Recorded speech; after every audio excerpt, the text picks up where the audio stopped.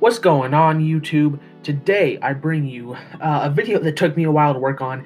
This is not going to be a thing for every team, just more about the Broncos. Since I am a Broncos fan, I definitely know more about it than most other teams. The most out of any team, obviously, being that I am a fan. So yeah, I'm just going to be going over the offseason. If I were the Broncos GM, this is how I would be operating. Of course, you'll probably disagree with a lot of things, and that's, the creative and wonderfulness of having different thoughts and ideas. So let's get in. Starting off with our cuts. The Broncos start off with a $31.1 million cap space. That's the projected cap space as of right now. But you see here, they make some tough cuts. The obvious one being Von Miller. And this is less of a cut and more of just declining his club option that the Broncos have on him. And in doing so, they gain $17.5 million in cap space. I get it. I am a big fan of Von Miller. This is the man that made me love football.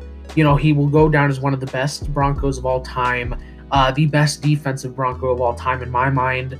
And I think he can find success elsewhere. But when you're 31 years old now and coming off of an ACL tear and having some public, just issues that he's had, I just think the better option, especially with the cap space they can get out of it, declining his option is probably best for Denver at this point. And while parting ways is sad with such a legend to the Denver community, again, he will always be one of the best to ever play for us. Then you have Jurrell Casey. Jurrell Casey's interesting because we traded for a 7th-round pick. We traded a 7th-round pick to the Titans to gain him, and I thought that was an absolute steal, and it still was at the time. It ended up being pretty disappointing because he only ended up playing, I think, like one game for us or something like that, and then he was out for the rest of the season. So obviously he didn't get to show what he did, and I do think he is still a good, at least at worst, he's a good player. But it's just, again, gaining that 17 or 11.7 million. It's just, it's a big number for a guy that really just didn't do much. And Draymond Jones looked really, really good. When he was put into the starting position. I have really high hopes for Draymond Jones. So I just think with the cap space you can get, use that to resign other guys. I think it's the best option. Jeff Driscoll, he just, he's probably the worst backup in all of football. Maybe not the worst, but he's really bad. He's not worth the $2.5 million that we're paying him. For those like 2-3 games he played for us, he was pretty bad.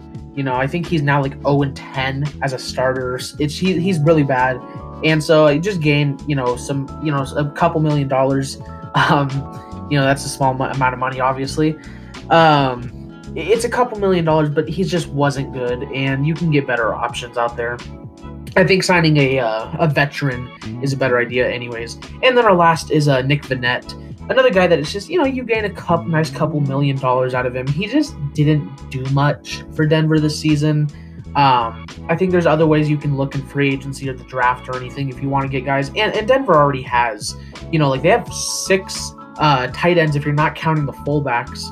If you are, then you have 8 tight ends on the roster. So, you get a couple million from Nick Vannett, and, I think that's the best option here. There are no restructures. The only player that would really even make sense to talk about a restructure to is Kareem Jackson, but he's on a club option right now anyways, which I do see the Denver Broncos picking up pretty easily. He's been really solid for them in his first year, or first couple years now. But, yeah, so I think, Nick Vannett, though, and then no restructures. So, moving on, we have our re-signing. So now that we got up to $65.1 million in cap space, we're going to use that to bring back some key guys. Justin Simmons, first off, they're going to franchise tag him more than likely, but, get this man extended already. I give him a $75 million 5-year deal, so $15 million per year. I think he deserves it. He does so much for Denver's defense. He's the only player in football on the defensive side to play 100% of the defensive snaps in the last 3 years. The dude's insane. He's the best safety in football in my mind. They've got to extend him, especially with the cap space we've created. This just makes too much sense. I don't know why you wouldn't keep him. Shelby Harris, $27 million for 3 years. Shelby Harris has really shown out. He really should have earned this type of a contract last year. Somehow the Broncos got him back for super cheap. So they do get him. They do extend him for 3 years here.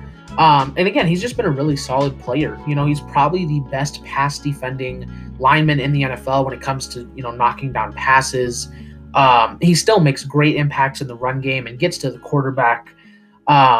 He's not an elite defender by any means, which is why he's getting, paid $9 million a year. But, I think he deserves it. He's been really important to Denver's defense, and, you lock him up for the next 3 years at least.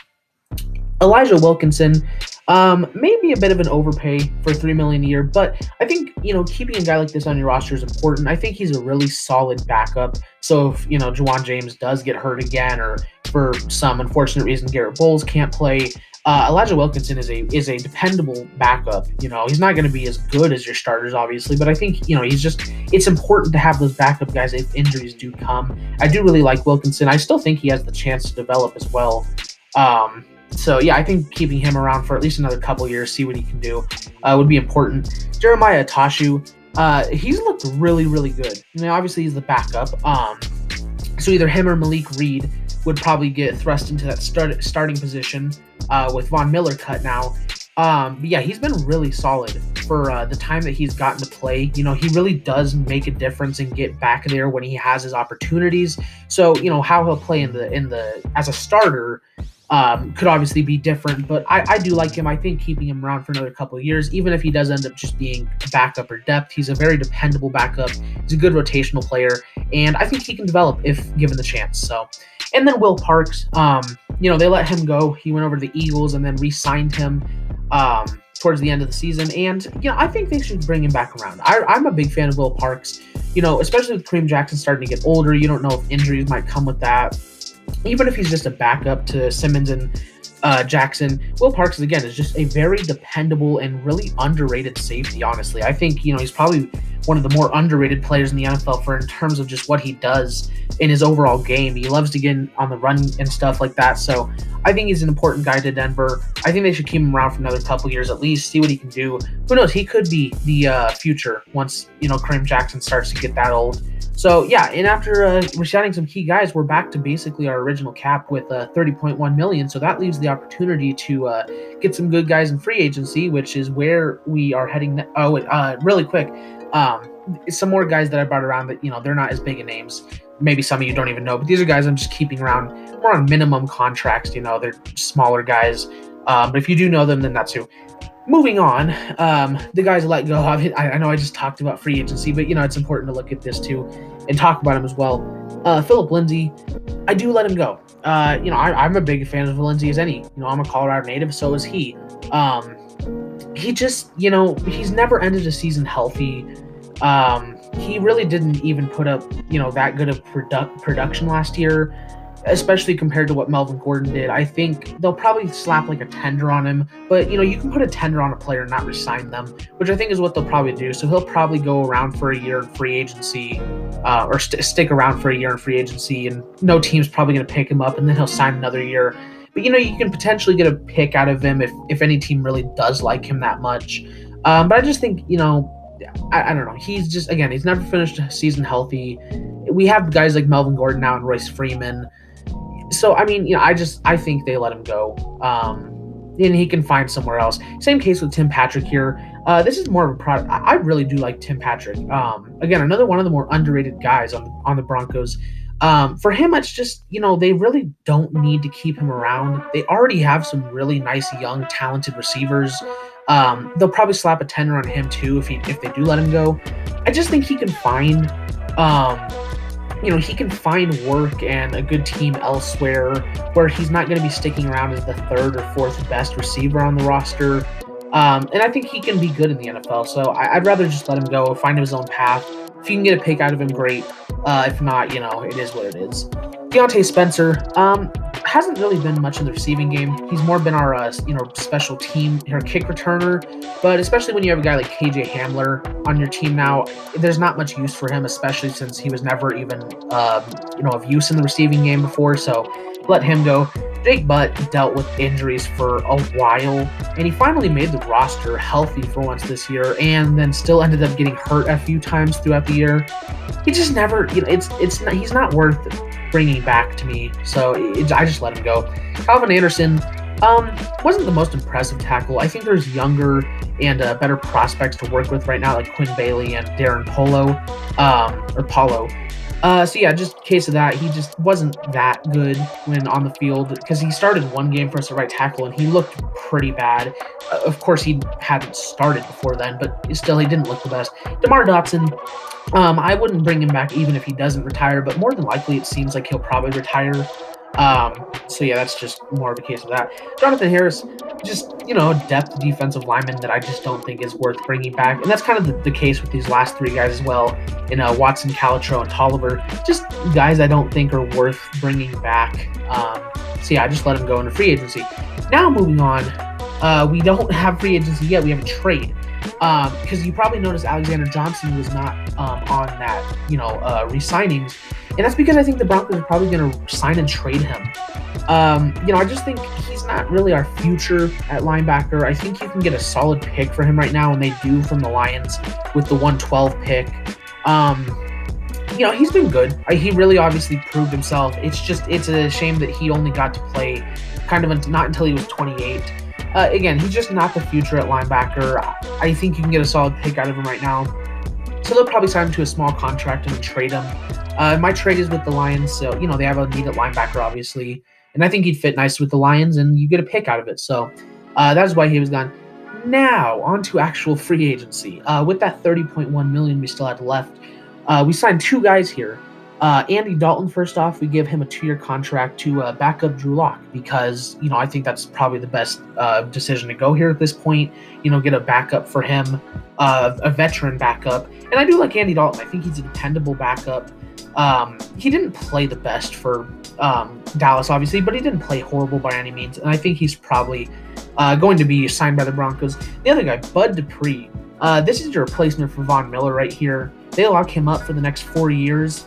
And, this man is probably the most underrated player in football.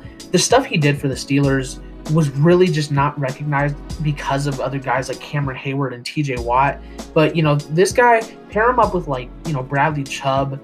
This guy's going to be a monster on that defense. I really like the signing. This is obviously the big one. So, yeah, I would really like Bud Dupree. I think that'd be a great signing. They could franchise tag it, but who knows? But you may ask, there's still $17.1 million on, in the cap. Why not put that towards a corner or something? Well, that's because we have another trade, ladies and gentlemen, and yes, I'm doing it. If I was the Broncos GM, I would indeed be trading for Deshaun Watson. The proposed trade here is that the Broncos are going to send this year's 9th pick, next year's 1st and 2nd, a 2023 1st, Drew Lock, and Malik Reed to the Texans in return for Deshaun Watson in the 67th pick in this year's draft. Lot to go over here, obviously. So, first off, the Broncos trading for Deshaun Watson. I truly think it not only could happen, but will happen. I really do think that Deshaun Watson is probably going to end up in Denver. And yeah, there's probably some bias there because I'm a Broncos fan. But I just think it makes a lot of sense for him. The Broncos have such a young, talented receiver core, a really good offensive line, young too, that's only getting better, and an actual elite defense to back him up.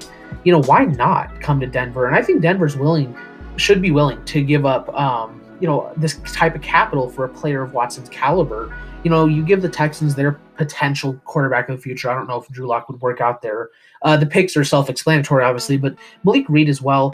I think the trade thing that really makes this trade go over, and is kind of how I get that 67 in return, is that Malik Reed is another guy like Gatashu that's been really solid when given his opportunities and stuff.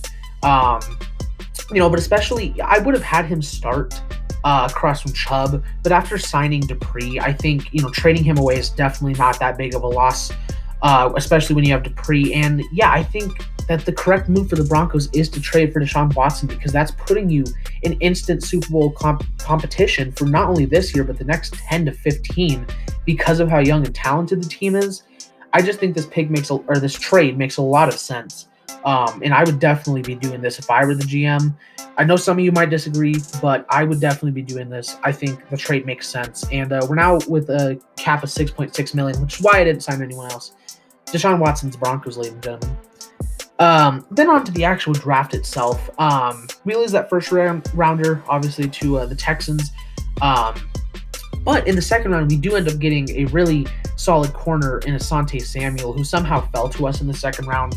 He is a very solid corner. I think he'd fit great on Vic Fangio's defense. Probably start off not as a starter immediately, but in time could become one. I think him and Ojemudia starting with Callahan in the slot would be deadly. Chad Surratt, I'm probably higher on than most people, but he was there in the third, and there was no second thought of taking him. I'm really a big fan of Chad Surratt. He was a quarterback for a while and then switched to linebacker, and I love that when a player does that because, I compare him to Luke Kuechly a lot in the sense of Luke Kuechly fought like a quarterback, and that's what made him so good. So if you can compare a player to Luke Kuechly, and he does almost play like him in a way too, I think putting him on that defense, whether he's the starter over Joel at first or, his second guy, I think would be a great fit. And then with that pick we got from the Texans in the trade, we took Javon Holland, who is there to most likely replace Kareem Jackson in the future. Javon Holland is a guy that I think has tremendous upside. If he would have played this year, he'd probably be a first-round pick pretty easily. I think long-term, he's probably the best safety in this class. Right now, I have him probably as my third. We'll see when those rankings come out. But Javon Holland is definitely a steal in the third, and I think he fits really nicely with Fangio's defense as well. Moving on to the fourth round, especially after letting go of Phillip Lindsay. When Trey Sermon was there, I definitely took him. Trey Sermon is a guy that makes a huge impact in the ground game, obviously.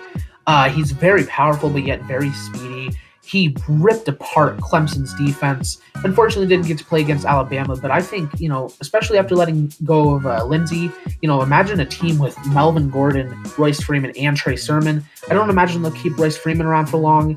Same with Gordon, so Trey Sermon is their running back of the future for Watson. In the fourth round, we also picked up Osa Odigizua with the trade we had with the Lions. And, I think this is a great pick as well. Probably won't start over Mike Purcell to start, but, again, another guy with some development can become an elite tackle in the NFL, especially for the Broncos and with Fangio's scheme. This draft has been pretty defensive-oriented to just fill out those holes and get talent there because of Watson and stuff. But then we do start to help, build around Watson a bit more with the fifth-round pick and Trey McKitty, especially after letting go of, Jake Butt.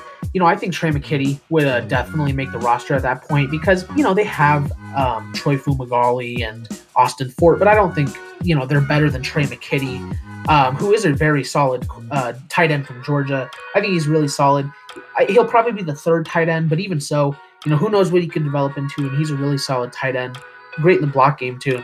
In the sixth round, we picked up Robert Hainsey, a guy that people are starting to get really high on, so he probably won't last to the sixth round.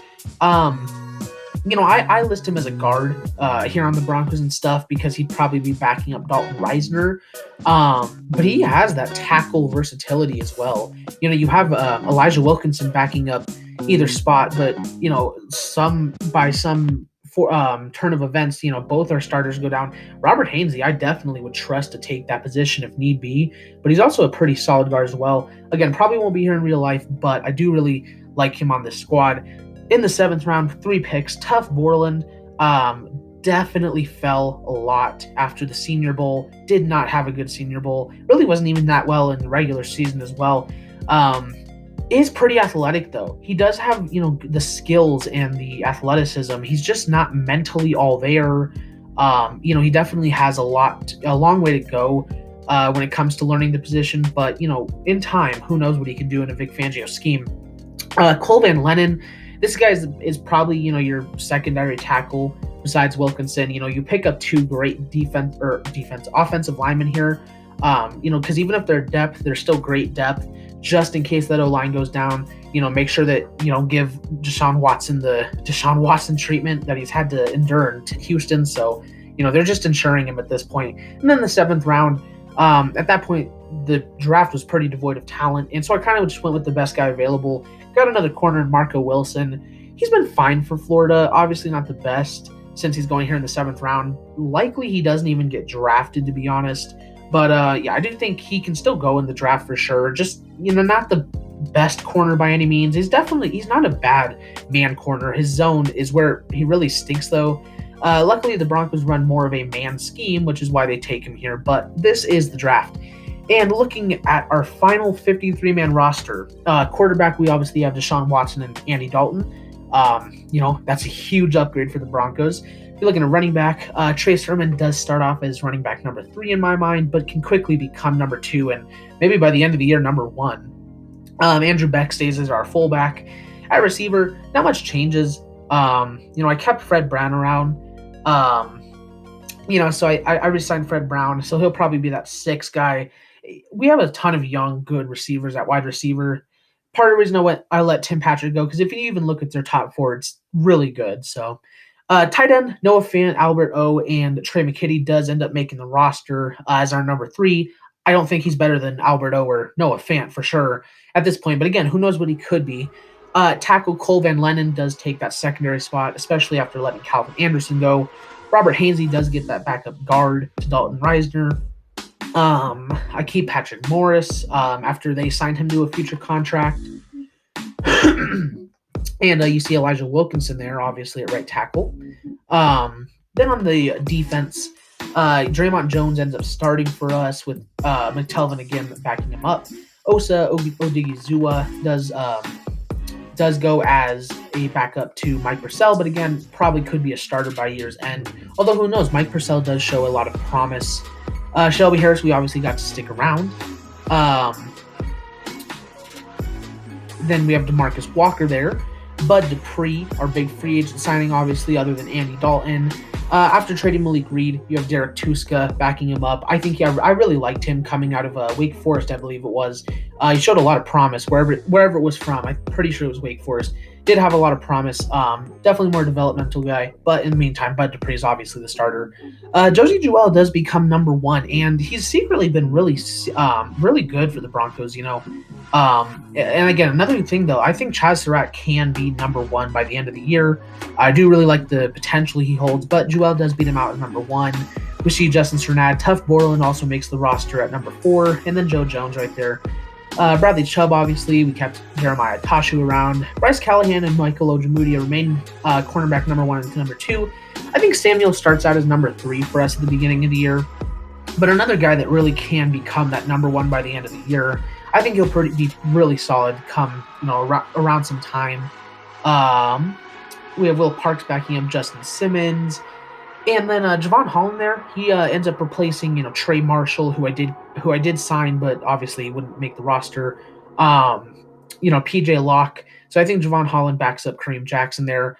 It looks great for the future. Obviously, we have a kicker, a punter, and our long snapper, Jacob Bobenware, who's probably the best long snapper in the league because he knocked a bottle cap off with a football snapping from like 20 yards away. So, best long snapper in the NFL.